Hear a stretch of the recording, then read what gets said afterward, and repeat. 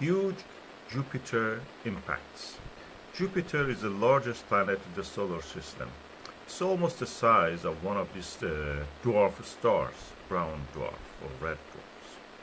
It sweeps a lot of material from its surrounding environment, including comets and asteroids passing by.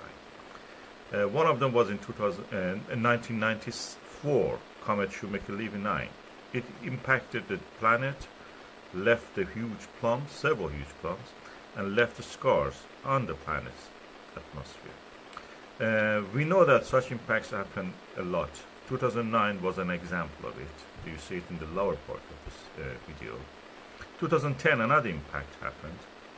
And then we had another one in 2012, this one.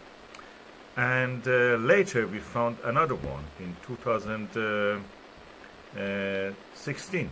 This one shows in 2016. And later we found that there is another one, as you can see in this video. They are happening in front of us, and we cannot do anything but just wait for them to happen.